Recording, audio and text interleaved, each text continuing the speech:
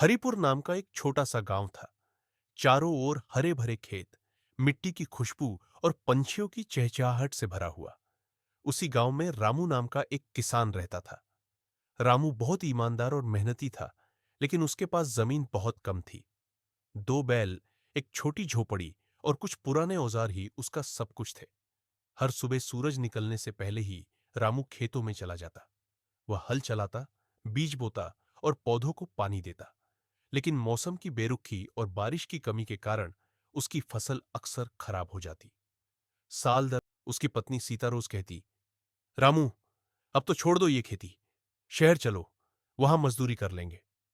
पर रामू मुस्कुराकर कहता, सीता, मैं धरती का बेटा हूं। जब तक सांस है, इसे सींचता रहूंगा। एक दिन यही धरती हमें खुशियां देगी।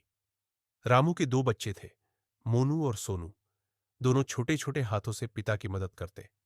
वे खेत में पानी भरते, पत्ते बटोरते और बीज फैलाने में साथ देते। एक साल गांव में भयंकर सूखा पड़ा। चारों तरफ खेत सूख गए, तालाब खाली हो गए और मिट्टी फटने लगी। लेकिन रामू ने हार नहीं मानी। उसने अपने खेत के किनारे एक छोटा सा तालाब खोदने का फैसला किया, ताकि बारिश का पानी उसमें जमा हो सके। गांव वाले हंसते हुए बोले, अरे रामू, तू अकेला क्या कर लेगा? बारिश नहीं होगी तो तालाब भी सूख जाएगा। लेकिन रामू ने किसी की नहीं सुनी। वह हर दिन सुबह से शाम तक मिट्टी खोदता रहा। उसके हाथों में छाले पड़ गए, शरीर थक गया, पर हिम्मत नहीं टूटी। कुछ ही हफ्तों में तालाब तैयार हो गया। भगवान की कृपा से उसी साल अचानक बादल घिर आए और जोरदार बारिश हुई। रामू का तालाब भर गया। जब सबके खेत सूखे रह गए, तब रामू ने उसी तालाब के पानी से अपने खेतों को सींचा। उसकी फसल लहराने लगी। गेहूं की सुनहरी बालियां, हरे धान के पौधे और हवा में झूमते खेत। गांव वाले हैरान रह गए। जो रामू का मजाक उड़ाते थे, अब उसी से सीखने आने लगे। एक दिन गांव के सरपंच ने पंचायत बुलवाई और कहा, रामू ने हम सबको सिखाया है कि मेहनत और लगन से कुछ भी असंभव नहीं।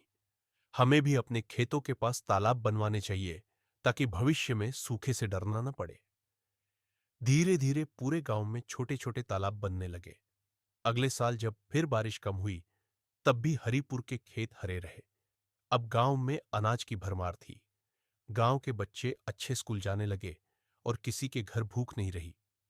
रामू अब गांव का सबसे आदरणीय व्यक्ति बन गया, लेकिन उसने कभी घमंड नहीं किया।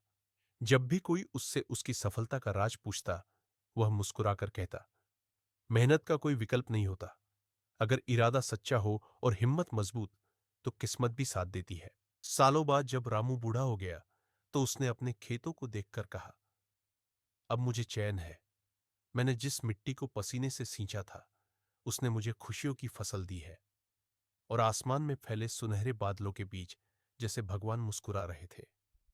देखो, जिसने हार नहीं मानी, वही सच्चा किसान कहलाता है।